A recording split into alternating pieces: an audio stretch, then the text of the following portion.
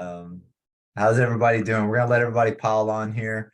We are live on our Facebook group. Anyone on our group, I posted the link. If you want to hop on the Zoom, you're more than welcome to, and join us on here. But we'll try to keep an eye on the chat on both sides. So if you've got any questions, you're not in a room to be able to talk, feel free to just put those in the chat.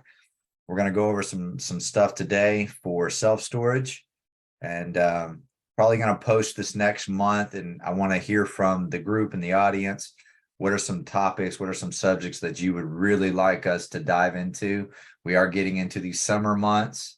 We're still not out of the chaos of the interest rates being high, and we're not 100% if they're going to continue to grow or where we're gonna pan out with all of this currency digitizing and all of this other chaos going on right now. So it's a fun world. So, but yeah, we still got people pouring on here. So today we're going to be discussing screening land for the purpose of self-storage. Has been no secret. We just closed on another deal. The Military and Patriots Investment Group closed on another land deal. That's the second one from this year.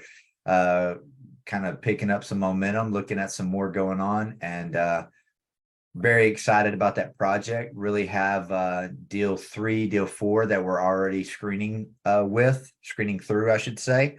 But a lot of people, they throw a lot of land opportunities at us, and we try to do our best to screen everything and get y'all a quick answer of yes, it would work, or no, it wouldn't, and try to give y'all feedback.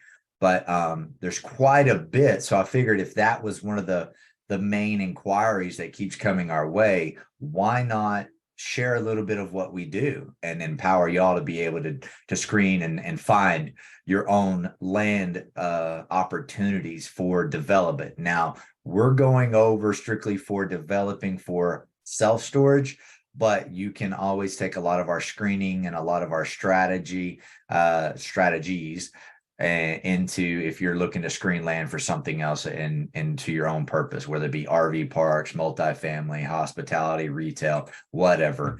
Some of these checks will at least show you where to go. So I'm going to give just a quick overview of just where to source opportunities, from high level down to you want to be more hands-on yourself on where to get the land opportunities yourself. And then our very own Peyton is going to go through a lot of his screening process. When I pass it over to him, when someone sends us something, he's got a good little flow that he goes through and shows y'all some of the checks and some of the locations, both paid and free routes.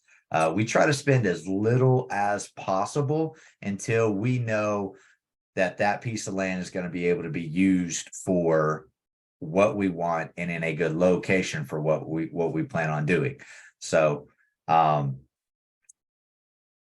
I guess that's a good starting point. Any questions or any comments right out the gate before we get diving into it? All right, so people still pouring in here. So anytime you got the chat box, you got the live, and you can always raise your hand or unmute, and feel free to interrupt and ask that question right then. If I say some kind of weird, or you hear Peyton say some kind of fancy terminology and you're like, what is that?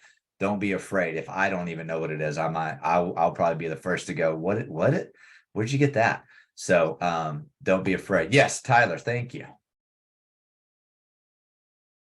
There we go. That might help. Wesley, what's going on? Tyler here. Anthony and I had a great chat the other day, so super excited to get into storage facilities. I've wanted to do it for at least a decade. So right to the question, and thank you for putting this together, by the way. These things are invaluable. I've got a real estate mastermind we just put together, and getting great minds together is how you can go far. You can go fast alone, but go far with many people. So I love this community. So thank you for that. I had a meeting with CoStar yesterday, and I'm going to be putting storage facilities on the back burner for at least 2 weeks until I get my wholesale business up and running, wholesale single family residential, get it up and running. And no, my company is not Stratton Oakmont. This is just a TB4L joke shirt. So yeah, so I had a meeting with CoStar, and I just can't justify the 1,500 a month. Well, I can actually, because the data was amazing, but I can't justify it for 2 more weeks. What would you recommend for a workaround to analyze data until I can pull the trigger on CoStar? Yeah, good question. I'm not going to steal the limelight from Peyton. He will cover that and kind of Okay. go our cheaper tools, because I completely agree with you, Tyler.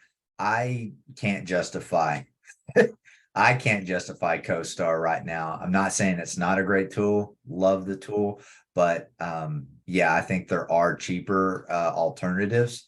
And then, I'm going to pay for a feasibility study anyway when I'm diving into it. So if I'm going to spend money, I'm going to do it on that route. There's a lot of other, through networking and through other connections. Sorry about that. There are ways to put that on there, to still get the same information. We're going to go through some of those today, but good question. And if we don't answer it, you can feel free to raise your hand again and yell at us and say we didn't do it right. Yes. Sir. All right. Thank So, you. but yes, you jumped in and you mentioned wholesaling. That's actually probably one of the most hands-on ways of doing that. So if you see a wholesale course or a wholesale group, or figure out how to wholesale on your own, a lot of the ways that they find land and skip trace, you can do most of that, obviously, other than driving for dollars, 100% remote. So I know people that will be here in, I'm here in Fort Worth, skip tracing and looking for deals and pulling lists and all of this stuff, going through all of that up in Chicago and Florida and Kentucky and wherever. All you really need is a good internet connection and a phone line. But I would say I'm not going to go and try to teach all things wholesaling, but there's a lot of great methods of the wholesaling process. I'll say it, that wholesaling strategy, if you will, that would get you straight to that owner. And if you can get straight to the owner, that's where you want to be. Right. Now, if you don't feel like you're ready for that yet and you're newer, then guess what? You can go and look for a wholesaler and get them your buying box. That's what we're even going to do. Mm-hmm. So go out there and just say, hey, look, if you find something, this is our buying criteria. I'm looking for land across the country. Here we go. And they will help you source deals and find deals while you're still, trying to build up all of your other aspects or learn a little bit. It's not hard to learn how to do that. Wholesaling process where you're sourcing your own deals direct to the seller. It is a bit time consuming, and it's more simple than what you think. And a lot of people just overthink it. But once you get the right, like Batch Dialer, I was using Batch Dialer, really loved it, made it very easy. And it was like, you can sit there and click and send, 100 emails in like a minute and a half, or 100 text messages in like a minute and a half. But, I would say definitely looking at a wholesaling strategy. Step up would be a wholesale group that can help you source land deals and get that going. If they, the biggest problem with in my opinion, with some wholesalers, if they do not understand, they were trained specifically on single family residential, and now you're trying to say, hey, can you apply that strategy to find me raw land? Mm-hmm. Sometimes they won't. They'll be trying to sell you after repair value and not understand what the heck they're saying. So, but if you will spend a little time and you really know what you're looking for, which is important, then you can always pass that over and say, this is what I'm looking for. This is all the things that I need before I can give you an answer. And then sometimes you can even work out like a flat fee or a flat rate for them. Okay, love that. Yeah, thank you. And I actually met a gentleman in Phoenix, Arizona at a conference I was at a month ago. He walked me through his entire process on wholesaling land. And there's a lot of crossover between single family residential and the land. And he showed me how he used Privy to automate all of his separate like software packages he's paying for, because I'm paying for everything, batch stream, AirDNA, Furnish Finder, you name it. In the coming weeks, possibly CoStar as well, because I used to be a data analyst, strong mathematical background. So that's the way I'm going at it. And I am new to this, but I've already found quite a few deals from cold calling, door knocking my neighborhood, walking around with a lacrosse stick. It's a great icebreaker, and I'm just making connections with these people. So 2 cold calls, 2 people, got 2 deals potential. door knocked, talked to one guy in my neighborhood and got 2 properties out of it. So hit rate is looking pretty good so far. There you go. Well, good. Keep that up. Yes. Another thing above that, above the wholesalers, a little bit more on the sophisticated level would be your realtors and your brokers. Contacting any market where that has that realtor and building that rapport and establishing that relationship with them. And I would say this, I don't do anything. If I'm working with other teams, I have a tracker. I have a tracker. You get added on that. You're new. I've screened you. I have approved you. When you start bringing me deals, you're on my favorites list. Right. So I will, and I've got a whole blocked list of like wholesalers that just kept spamming me with everything. I'm like, I'm not looking for that stuff. I'm looking for this. Like, if we're going to work out this agreement, then I'm going to need you to send me what I'm looking for, not just put me on your all mail, everything that you wholesale list. But a realtor will work and a broker will work. You got Marcus and Millichap. You got a lot of these other smaller brokerages that work, but then also joining networking events that are, hey, I've got some land that'll, might just want to sell it. So joining those are good. Spend some time really setting up your supportive staff.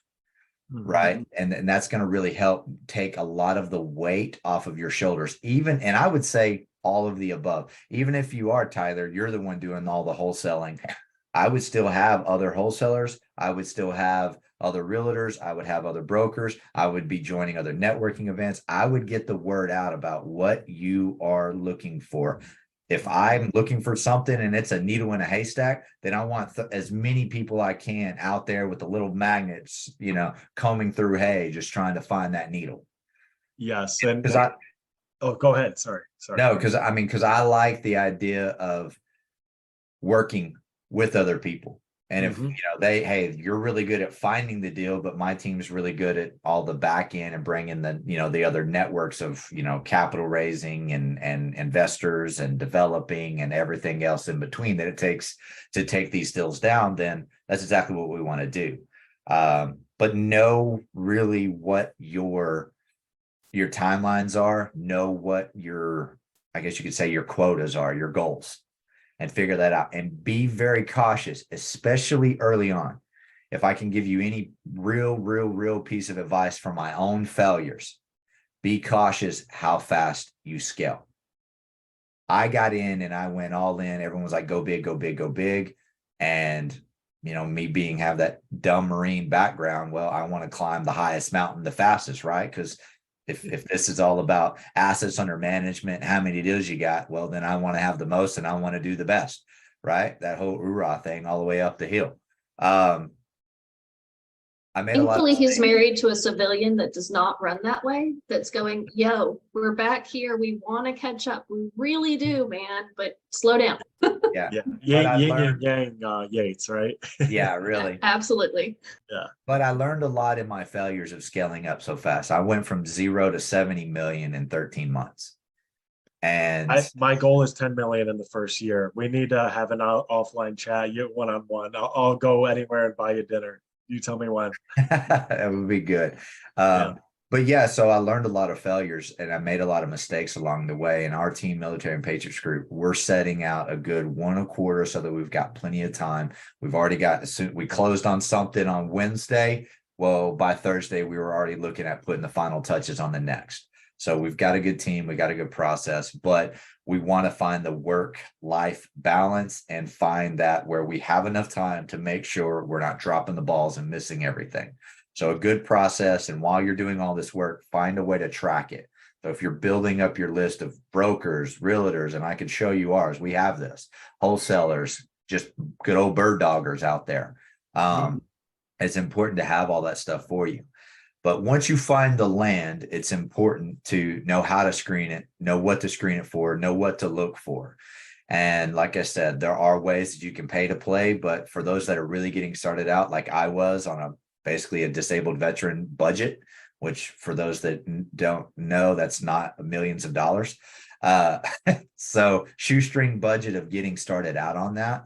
It's very important on how to do this. Now, I've been working with Peyton a little over a year now, and he already had some training before that, but he's kind of taken some of the tips and tricks that I've even shown him and ran with that and really gone beyond. And so I really got to give him the credit of what he's been able to establish on his extra screening, and he's really got it down to a good science. So without anything else, Peyton, feel free. Let's show them some of the deals that we've done that we like. Maybe show them King, the one that we just closed. This was a 506B, so we weren't able to talk about it until we closed it, but we can use it as a case study now. And then we've got some deals recently that we screened through, and we'll show you why we killed them. Doesn't mean they don't work for other teams, but we have our criteria in place of what we're looking for. So yeah, Peyton, go ahead if you want to share screen. Yeah, let me go hold this up real quick in our drive. Here, I'll make you co-host so that you can share your screen. Yes, thank you, Captain. Good initiative, poor judgment. Yeah, pretty much. It was too much motivation is what it was. It's what it was. Sweet. So I'm going to go ahead and show you guys. I guess we'll go over deal that we killed first. But before that, I'm going to go over kind of the preliminary metrics and the things we look for, when we're first getting started looking at a potential project. So one of the first things we look at, of course, self-storage is strictly supply and demand, right? It's not like multifamily. It's not like any type of residential, strictly supply and demand. That's one of the biggest things that you need to look for when you're potentially looking at a potential land opportunity, right? So before we start paying for Radius Plus can get expensive with the scalability that people want to achieve with their goals and stuff like that. But we're concerned with the 1 mile, the 3 mile, and the 5 mile, right? Supply and demand. And we really find that when we go look at Radius Plus, you can even find it if you want to pay for a feasibility study, which at some point with our projects, once it passes, the first 3 screenings, we're going to pay for the feasibility study. But we'll pay for that once it's under contract. Yeah, pretty far down the road. But once you're initially screening it, a good way to look at the supply and demand is with Radius Plus. There are a few others out there that we've heard about, and we're starting to kind of poke around to see if we see more value in that with Radius Plus. But for now, that's what we use. But before I go and pay for Radius Plus, I'm going to look at the population in the area.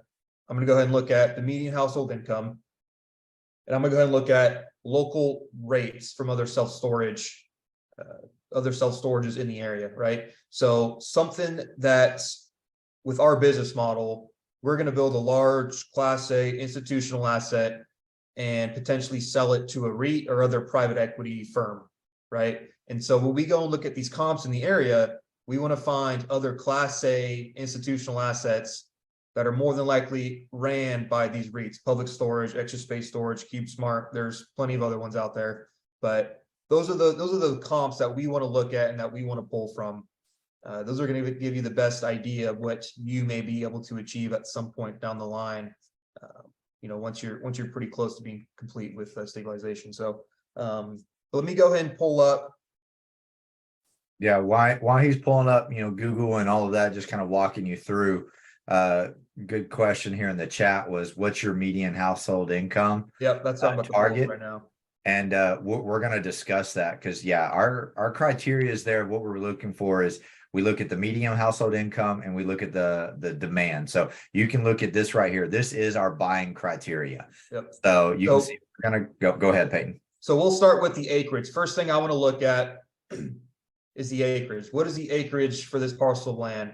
Minimum 2 acres, right? All the way up to potentially 15 if we want to potentially start looking at doing some type of toy storage, maybe even a combination of both, right? So anywhere from 2 to 15 acres. The next thing I want to look at is what is the purchase price, or what is the guidance? Is if you're talking to brokers, guidance is a very common term thrown out there. What is the guidance on this parcel of land? What is the purchase price that they're asking for this parcel of land, right? And we want to know that because one of the big components. Peyton, can you zoom in? Some people are saying it's hard to read. Yeah. Maybe go up to 1. Is that easier? Yeah. Good. So we want to know the purchase price because one of the biggest components in determining if this project is really going to be successful or not is your land basis, right? Right here, land basis, $6 a square foot. We find this by taking the total acreage, multiplying that by how much square foot is in 1 acre, 43,560, right? And we multiply those two things. That gives you your total square footage. And then you have to divide the purchase price by the total square footage. That gives you your land basis, right?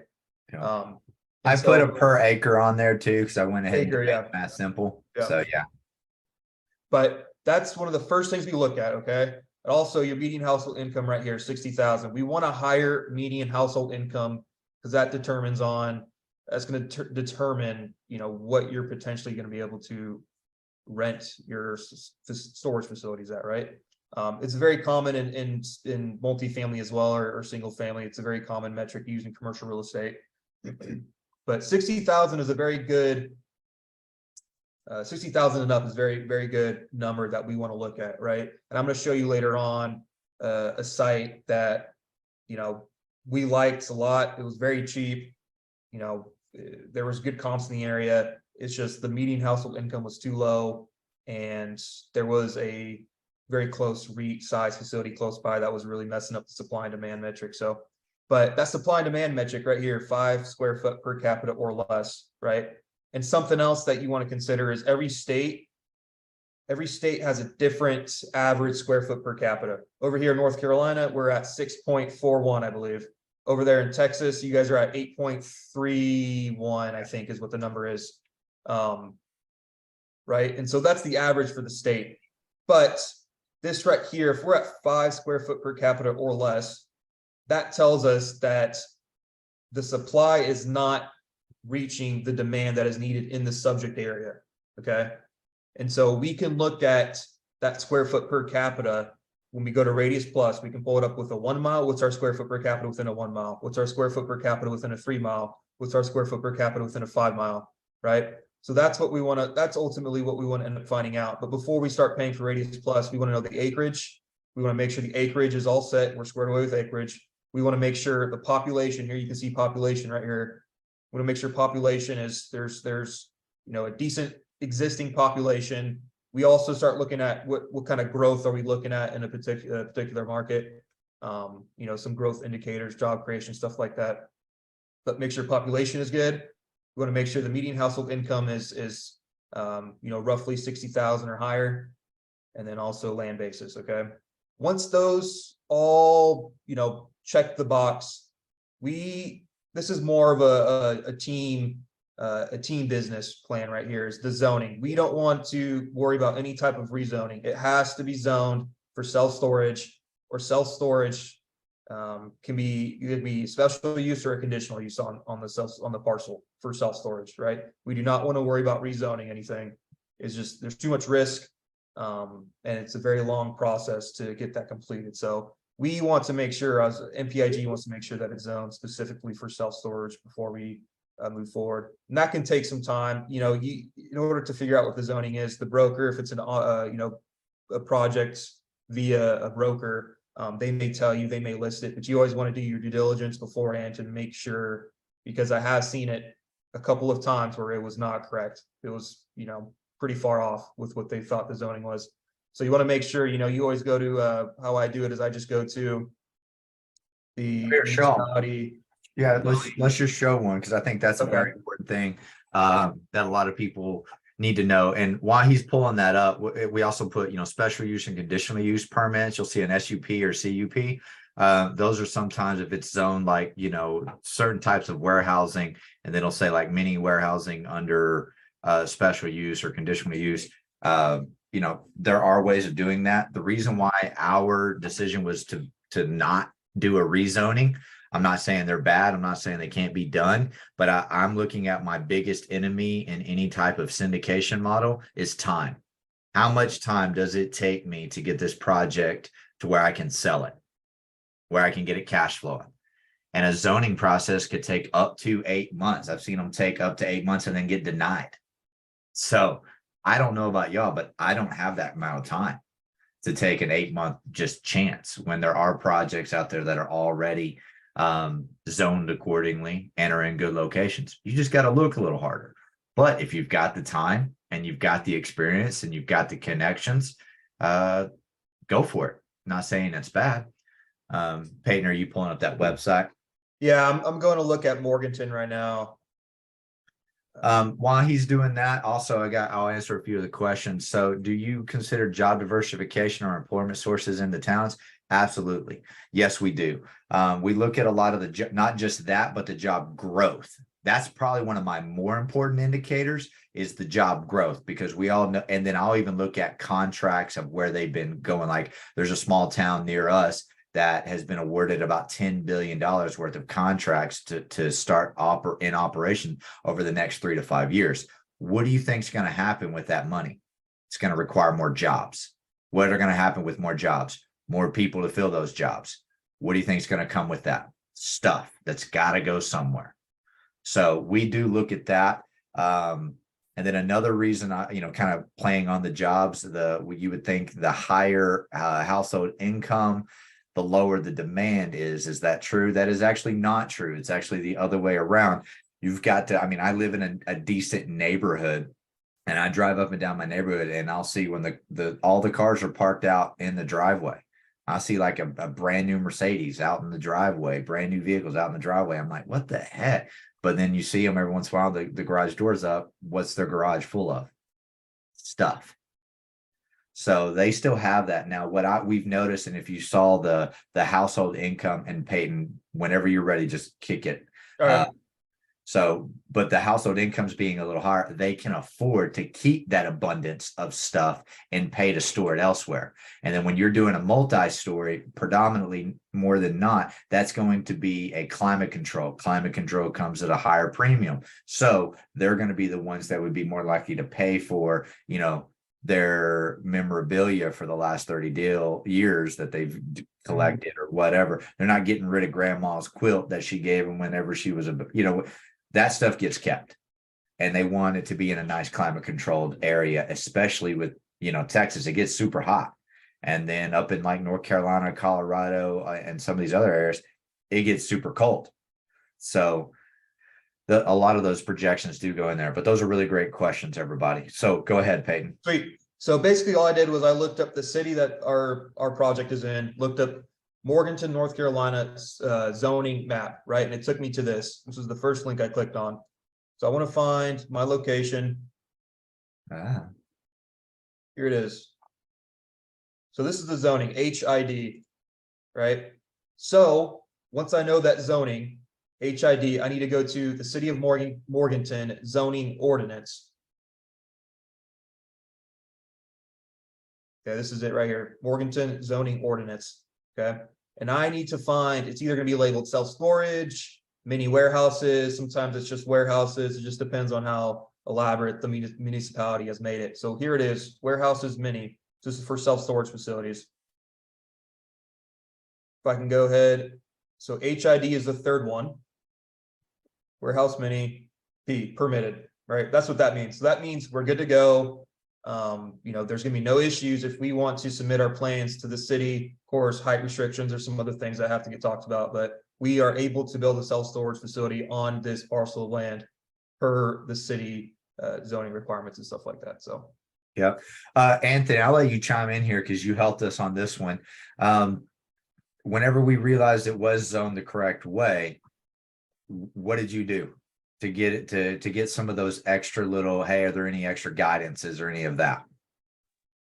So this actual deal, we'll back up a little bit. We were actually looking at one of the first deals in Morganton, and we realized how we started really diving deep into this is we realized that that deal fell through, but we received the feasibility study on this particular one, saw that there was quite a significant amount of demand. And so we found a property that was actually already fully entitled for self-storage. It was only 25,000 square feet. Obviously for us and our investors, that wasn't going to work out. There's not enough returns on that small facility to support our group and investors as well. So I called the city we got with the city and was able to track down the civil engineer. The civil engineer put me in contact with the city planner. The city planner put me in contact with another associate at the city of Morganton, and just started having conversations with them and explaining what we wanted to do. Hey, I see this is already entitled for self-storage. what is the possibility, or what are the restrictions, just asking the questions. What is the possibility of us putting a 3-story here? Because we want to do not 25, but we want to do a 3-story, 75,000 square foot plus building. And just talking to that gentleman, we got the answers. You know, some municipalities, you really got to dig into them and ask them, what are the restrictions as far as if it's a smaller piece of property, like this is only 2.13 acres. What can we do to go vertical? What restrictions are there, or anything else like that, to really start digging into that land. He gave us the answers back that we were looking for, and said basically with this one is this particular municipality was like, hey, if you're under 35 feet, we're good to go. So that's when we brought it to our developer and say, hey, can you do this under 35 feet? And he says, yeah, no problem.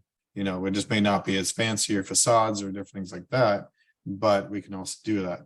Now, also what I like Peyton's pulling up here too is Peyton is pulling up the, the plot of land or what it was. And you can basically see previously to having our plans and everything on there, there was probably about 9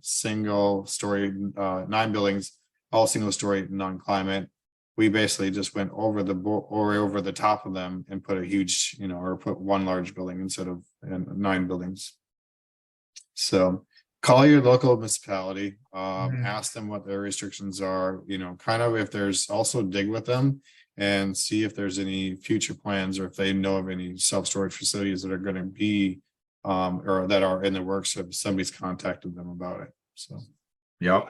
Sweet. So those are good.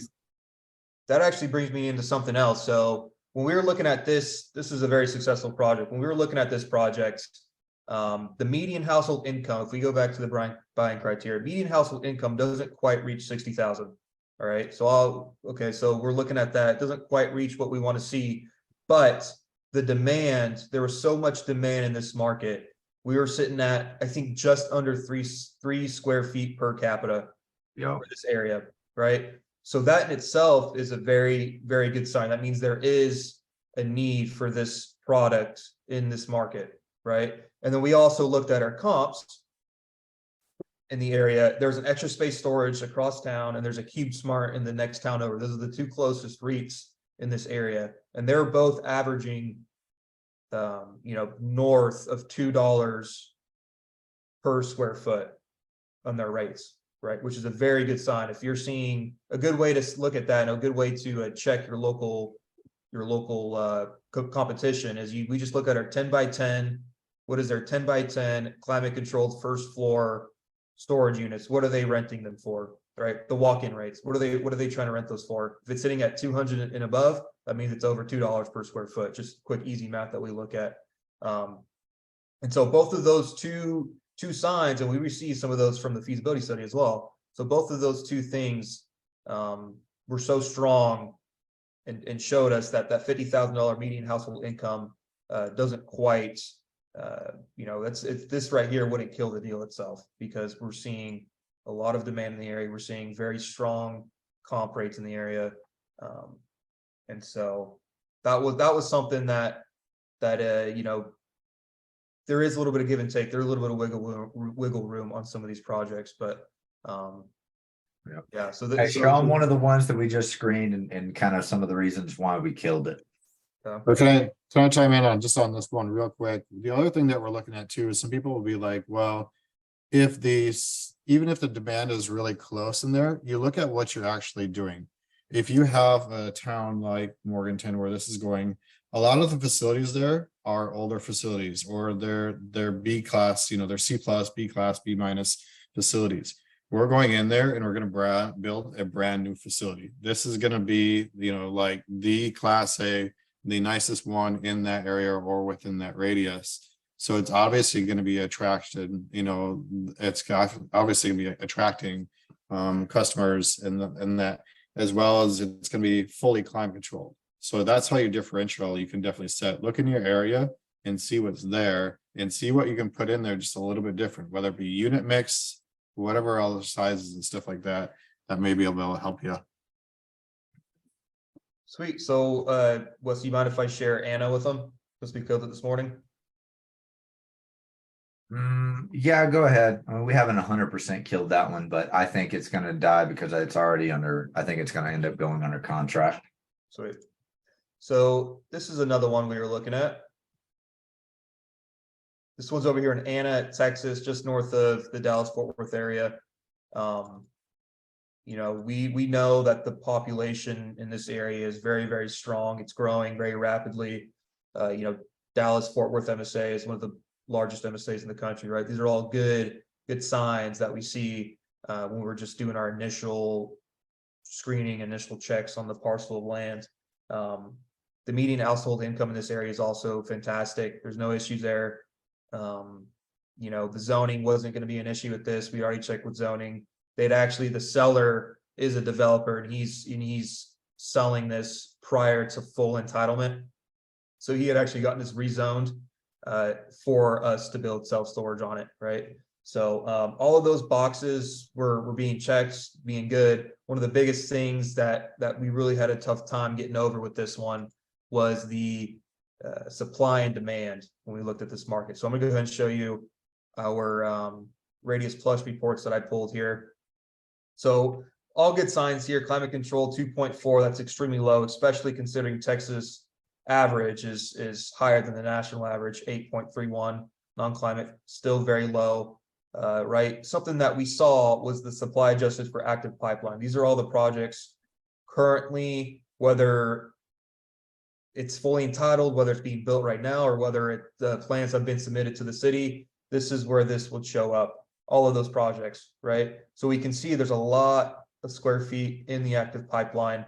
And this is the 3 mile radius, right? And if I show you the 5 mile radius, this number jumps to 32 square feet per capita, right? Let me close this. So that was one of the signs where, okay, maybe we're a little late to the game here with this current market, right? Because this potentially could be, you know, that's very tough to get over, right? If we came into this project and built a self-storage facility, it's just so oversaturated in this area. It's gonna be tough to really meet those returns for the investors, right? So this was a project we liked it. We love the area. Back out of this. This was the listing here. You know, we had the address. We found out what's the acreage. We found out, you know, what's the guidance, what's the purchase price. We want to know our land basis. All of those things were great. But like I said back, one of the first things I said on this call was self-storage is very much supply and demand based, right? Yeah. And our criterias are a little bit more. We are a buy the land, entitle it, build it, lease it up, and sell it. You know, if someone had a little bit longer, I mean, we're looking at a 4-year hold time. So if someone had a longer hold time and they were willing to go, you know what, I know Anna's going to develop. It's okay. We're still in that little 3 mile radius. We still have enough demand there. I'm good. I know a lot of people that are okay if it's under their threshold is 10 square foot per capita. You know, it's like, okay, I'm just going to have a little bit more, you know, competition, but they are well connected and they'll still work. And they're looking at it as a build it and hold it, you know, buy and hold for a long period of time. And that's you know, very popular strategy with REITs, right? REITs are very successful with that business model. So it can be done 100%, right? Those REITs want to take these properties and hold them for 10 plus years. And it's okay if it takes them that long to stabilize, right? It's okay if it takes them longer to stabilize those properties because they know they're going to hold them for a long time. That's just not how that's just not how our business model is, right? So don't let that, you know, potentially, you know, just kill all of your projects or potential projects in your pipeline, stuff like that. Yeah, know your strategy and exactly. make strategy meet your criteria and your criteria meet your strategy. The team that's buying this one, I think they're ending up going to buying this one. They are buying, I think they're buying it and holding it. They're a private equity group and they're wanting to hold it for a long period of time. So it works because what's one of the big benefits of once you have a stabilized asset? Cash flow. So their strategy is okay with it because they can hold it longer and know that Anna is going to continue. They're on that development. Yeah. So it's a good show them the one in Thomasville that we liked everything. And the reason we killed it was the 1 mile radius. Yeah. So just a quick little thing here on this project over in Anna. This 1 year population growth is 11%, the 3 years 30%, right? That's absolutely ridiculous. So that long-term strategy would Yeah, look at the average household income. Yeah. So So we're doing good. But like I said, we really like that area. We just don't know if it meets our criteria. our criteria, we want to look at a subject area that needs it right here, right now. That way we can build it and exit it within 5 years. Yeah, go find that one real quick. Thomasville. Yeah. This is our dead deals folder. As y'all see, we screen a lot of deals. But yeah, I mean, so it is a little difficult for what you're looking at. I know some people that would be okay with some of our projects that we kill because they've got the time to hold on to it and play it out, or they own their own property management company and they don't mind, just kind of doing it all. The gentleman that we were buying from, like we said, is a developer. He's got his own GC and he's got his own property management company. So he's pretty confident in all his resources. We buy nationwide and we're using third party everything. So you got to factor that in too. If you're using third party, you don't necessarily have direct control. Well, guess what? You gotta factor that into your performance. So any questions so far? I know we've been covering a lot of stuff and we got about another 15 minutes. We're going to show y'all another deal or two, but any other questions? Actually, I wanted to bring something up just because we don't know the level of everybody in here. Peyton or Wes or anybody on the team, if you could share a little bit. I know when you're looking at properties that are on market, you're going to get a broker OM that gives you the details. They provide numbers for you. They give you all this information. Why don't you guys trust the numbers that the brokers are giving you in that OM? So I think that's an important thing to share just because we don't know the level of everybody's experience in this space thus far. Yeah, I would say trust but verify. That's a very common phrase used that's thrown around, right? Trust what they say, but you also need to make sure you double check, triple check, quadruple check everything that they do tell you. Because sometimes, whether it's on purpose or on accident, maybe they accidentally made a mistake on something, right? Maybe they accidentally looked at the wrong parcel of land, thought it was zoned for this, but it's actually the other parcel of land and it's zoned for that. You never know. So that's always something that just you can bring up. Maybe they did make a mistake, let them know. Brokers love good, solid feedback on their listings. We do it all the time with projects that we kill. We just list the reason, hey, it's going to be passed for this one. We appreciate the look, appreciate you sending it over. We killed it because of this, this, and this. It's a very great response that they send back to you, right? Okay, great. Thanks for letting me know. I really appreciate it. That is how you get to looking at pre-market and off-market opportunities, right? If you haven't taken down a deal with them yet, that's exactly how you get to that stage with them, is by that great feedback and very timely sense of urgency with that feedback. Because they're going to look at that. And then when they look back over it and you can show them with enough data to support your decision, they will go back and start looking at it. And that's how that's how I really went from 0 to 70 mil, and how we went from, hey, year one for me in self-storage to this one, we've already got, 30 million in the works. How do I do that? It's good relationships. It really is building good, strong relationships. If someone's going to give you a look at something, give them that feedback. You'll be surprised when they start bringing their projects to you first, because they want to hear your opinion before they take it to market. I used to get on with Marcus and Millichap and CBRE's underwriters and look at their deals before they would finalize their market pieces, their market packages, their OMs. Yeah. And I would be like, hey, you've got some things here. This number's not lining up with that number. Your projections are here. The performers are actually looking at that based on CoStar, based on Craigslist, based on actual data. They would be like, okay. I mean, so that was how I would be willing to give them a little bit. And what did I get in return? I got to look at that deal before they even took it to market. And if I liked it, I got to make my offer. So give a little to get a little, or I should say, give a little to get a lot. But go ahead, Peyton. This is the deal that he was referencing earlier, that we loved everything about it. And then one little thing was the reason why we were like, that's going to cause problems for our business plan. Yeah. So as you can see, this is on-market property, on-market project with Cushman and Wakefield. Okay. First thing I look at, 6.4 acres. All right, it meets our acreage criteria. Perfect. Okay. Next thing I'm looking at, I see right here, zoned M1 for light industrial. Okay, now that's every municipality is different on what they classify self-storage and what zoning is required. Okay, you'd be surprised of how many self-storage facilities are allowed to be built on industrial zoning parcels of land. Okay, so that's something that we, of course, that's one of the first things I need to look into. You know, is this even zoned appropriately, or am I just going to be wasting my time looking at it? Long story short, we could build self-storage here, no problems with that. But next thing I'm looking at, asking price, $450,000 for 6 acres of land. That is an incredible land basis. Okay. So the fact that it's zoned for self-storage, it's in a major MSA. You know, Thomasville isn't quite the best place to be in this MSA.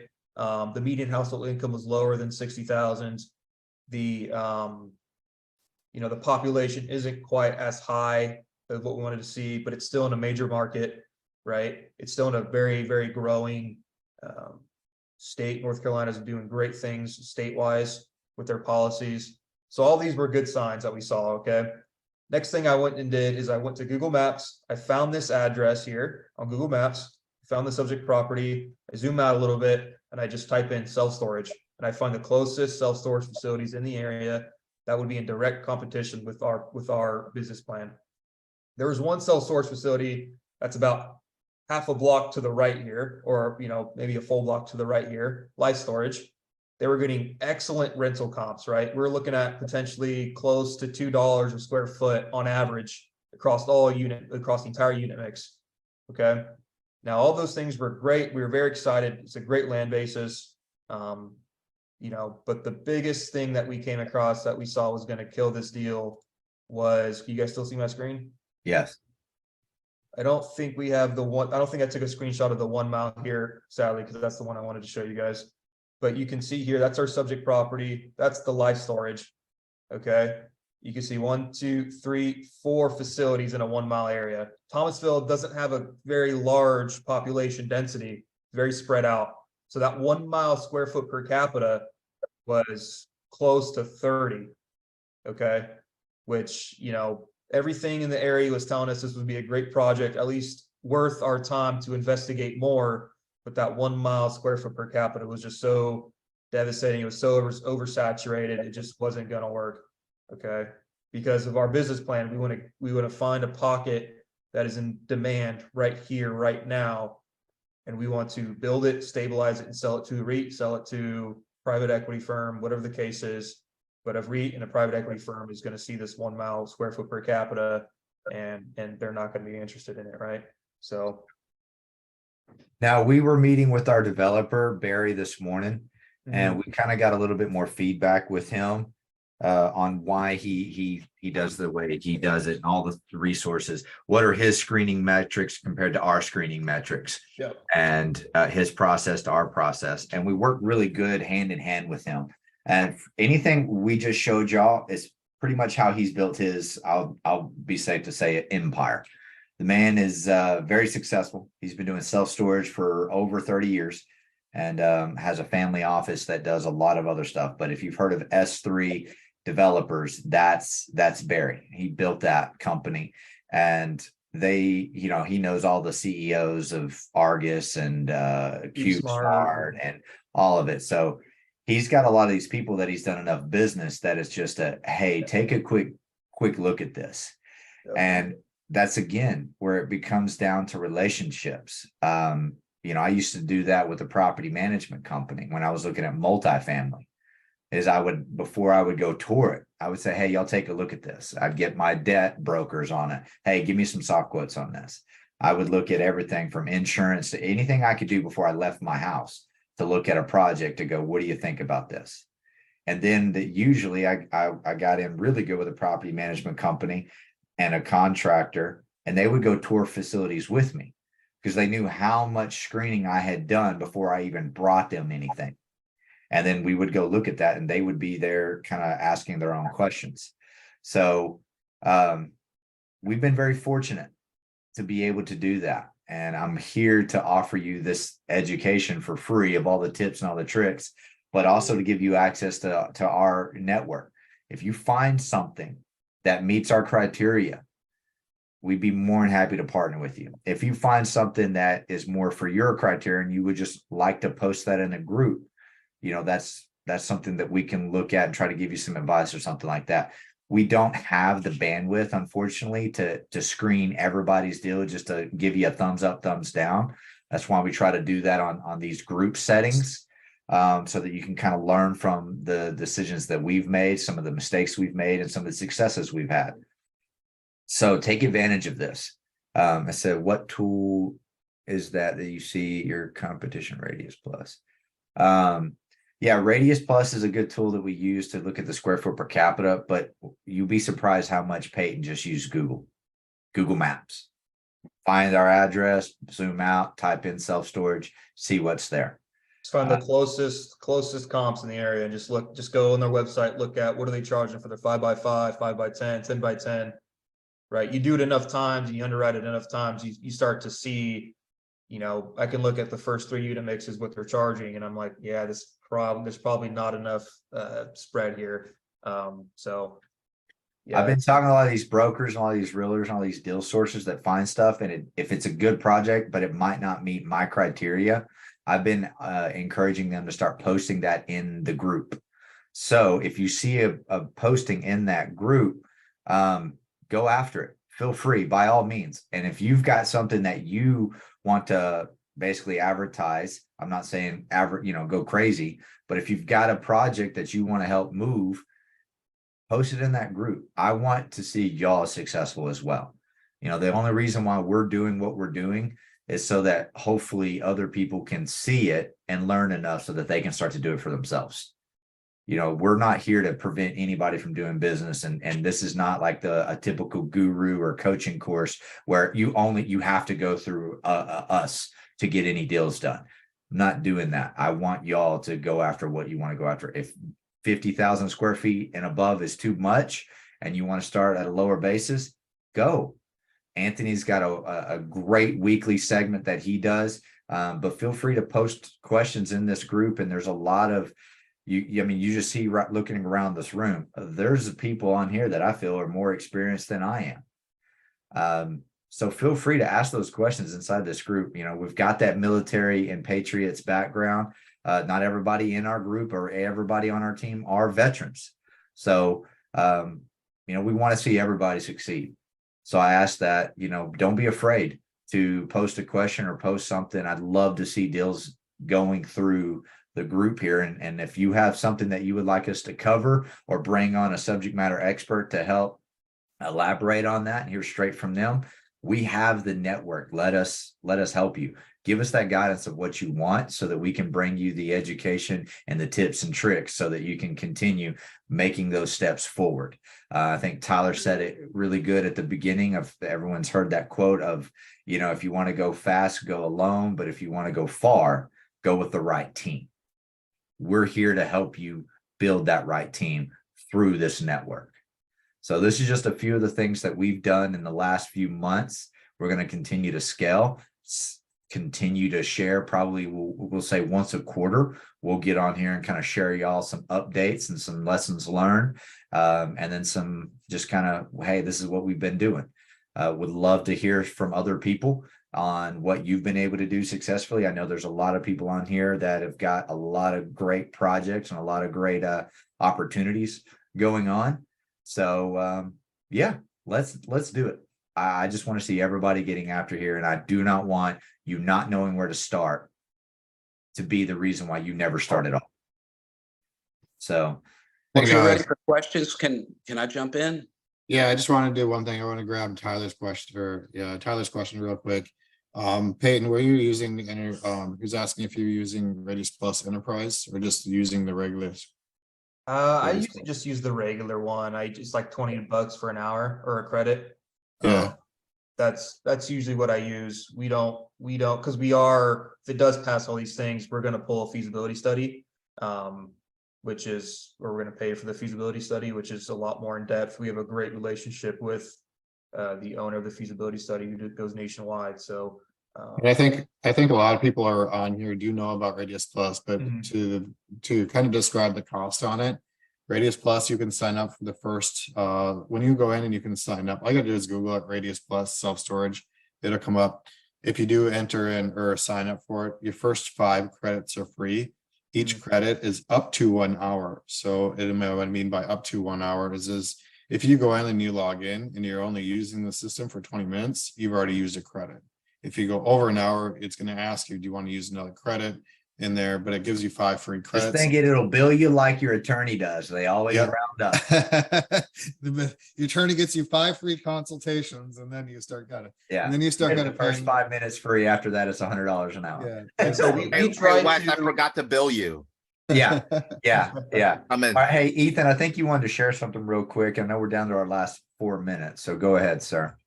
Oh, I didn't really have anything to share. Sorry, I missed. Okay. Who is that wanted to share something? I'm sorry. I thought that was you. Dan Foster. Oh, there you are. Okay, Dan. Dan, Hey. my man, how's it going? Hey guys. Hey, first, thanks for hosting this. This is super awesome. Thank you all for your service. I appreciate you doing that. Anthony and I have had a little connection on some stuff. So I'm here in Texas. I'm in the Houston area. And as you guys know, because you're doing projects here in Texas, things are popping. And I'm in an area where I've got 2 prospective sites to work with. So background for me, this is me jumping in for the first time into self-storage. I got 20 years experience with multifamily, but really wanting to jump in. And I've got an area that I think's a hot potential. It's in a growth area. Projections are 20,000 homes coming in the next 3 years. And it's a targeted growth area. And the 2 self-storage facilities within the 5-mile radius. I've done Radius Plus. I've done a lot of research, as Anthony can attest, as much as I can do on my own. And they're at saturation. And there's just so many things coming together on this. But I'm really at a point where I feel like I need a partner that's got the experience, and I want to team up with somebody like y'all or a syndicate that with investors that are interested in ground up and see the potential, because my long-term plan is not only to start with this, but scale it on property, build it out, but also scale along the corridor to basically kind of control the market. So that's a long-term plan. That's a dream, but I got to get started somewhere. So if I piqued your interest, I'd love to talk with you guys more and share with you what I've got. Yeah, that'd be great. I mean, there's a few people. I mean, Scott Silverman, we've partnered with him on some stuff. He's assisted us a lot. I want to get him on a deal. We've tried to work with Ethan. We're going to work with Ethan at least once, but we love to work with people from our group. We don't have them on here today, but Chris and Maricela, both veterans, both active. Sean Griffith, also a veteran, active. We like to. He's usually on here. I'm surprised he's not on here. Oh, he's at a Deal Maker Live event.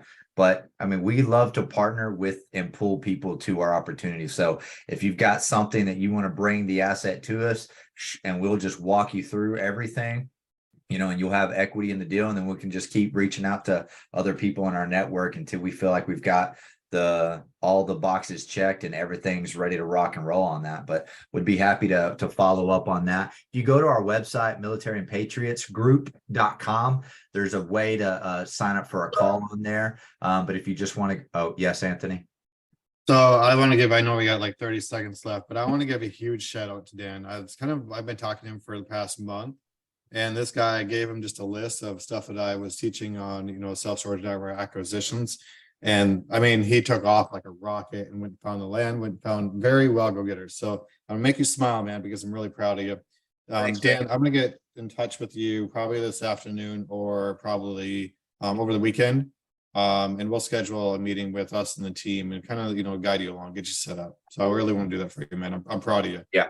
Yeah, we'll definitely get that going. And even if it's not like the right strategy, but it is a solid strategy, it's not ours. We'll still try to help put the pieces. We got Nathan on here, we got our brokers on here, we've got developers, property managers, whatever we got to do to pull that stuff together for you. We'll do that. We can do that. Yep. But y'all, I appreciate everyone hopping on here, and let's do some deals. If you go to our website, if that doesn't work and you can't get on a call, you can just go to chat with Wes, and that'll get you over to me, and we can hop on the calendar and look at working together as well. If you're looking to be a passive investor and want to have a conversation, go to chatwithwes.com and we can have a discussion to get you in. We do two types of offerings: land entitlement, storage development. Land entitlement's a 6 to 8 month hold. We usually give a 20% rate of return with the 100% of your money returned back to you. On the storage development, I won't do the deal if I can't 2x your money in 4 years or less. So those are the two big ones there for us. Feel free to chat with me and get to know our team a little bit more, vet us out. But yeah, if you've got anything or want anything, put it in the group chat, put it in the team chat, and we'll start getting some of those people on here so that y'all can learn from not just us, but our networks as well. Dan, let's set a meeting and see if we can look at some of those projects and get those going. I'm in. Sounds great. Looking forward to it. All right. Thanks, everybody. I appreciate your time, and y'all go have an awesome weekend.